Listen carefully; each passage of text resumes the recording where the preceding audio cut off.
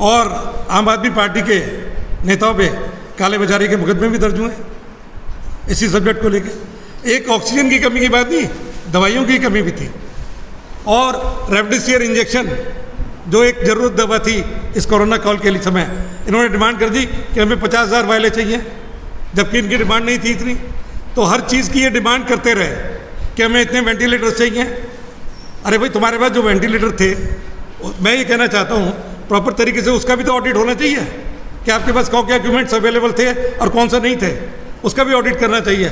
और उसके लिए मैं कहना चाहता हूँ, मैंने जब बताया टैंकर, अब कोई ऑक्सीजन प्लांट, वो आज कह रहे हैं कि हमने 22 ऑक्सीजन प्लांट लगा दिए हैं दिल्ली में।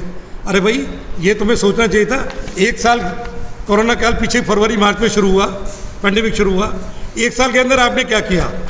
कोई ऑक्सीजन प्लांट नहीं लगाया, कोई स्टोरेज की व्यवस्था नहीं की ऑक्सीजन की, कोई बेड्स की व्यवस्था नहीं की गई, कोई आईसीयू बेड नहीं बढ़ाए गए, कोई ऑक्सीजन बेड नहीं बढ़ाए गए, कोई वेंटिलेटर नहीं परचेज किए गए, कोई बाईपास मशीनें नहीं खरीदी गई। तो ये सारा जो कुछ हुआ, दवाइयों की कमी रही। तो सारी चीज़ों को देखते हुए मैं ये कह सकता हूँ कि केजरीवाल सरकार इसने, इन्होंने कहा था कि हमारे जो हेल्थ है, जो हेल्थ सुविधाएं हैं, पूरे विश्व में भी इसकी चर्चा है कि दिल्ली ने हेल्थ पे बहुत बड़ा काम किया। मैं ये कहना चाहता हूँ कि हेल्थ फैसिलिटीज़ के अंदर दिल्ली सरकार बिल्कुल फेल रही है, असफल रही है। और उसी का ये कारण रहा है कि ये रिपोर्टेड करते हैं कि 14,5-15 हज़ार डेथ इस वर्ष सेकंड लहर के अंदर कोरोना की वजह से हुई है। मैं कहता हूँ ये डाटा बिल्कुल गलत है। बहुत सारे पेशेंट ऐसे थे जो आइसोलेशन में घर पे थे, उनकी डेथ हुई कोरोना के कारण।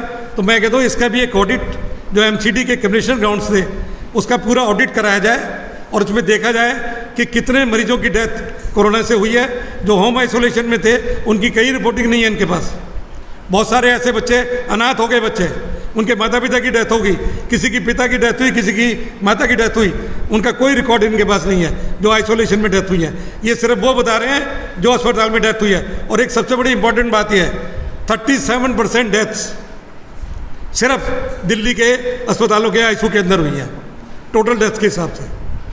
तो आईसीयू के अंदर क्या फैसिलिटीज़ नहीं थी? क्या एनेस्थेटिस्ट नहीं थे? डॉक्टर स्पेशलिस्ट नहीं थे? मैं ये कहना चाहता हूँ आपको, आईसीयू के अंदर इनके पास जो एनेस्थेटिस्ट स्पेशलिस्ट होने चाहिए वो प्रॉपर नहीं थे।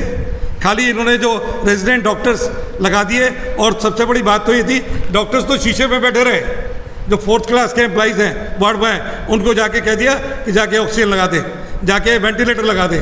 तो ये तमाशा हुआ है। तो आईसीयू के अंदर जितनी डेथ हुई है और जो डेथ जो कोरोना की वजह से दिल्ली में आज डेथ हुई है, उसकी सारी जिम्मेवारी दिल्ली सरकार की है।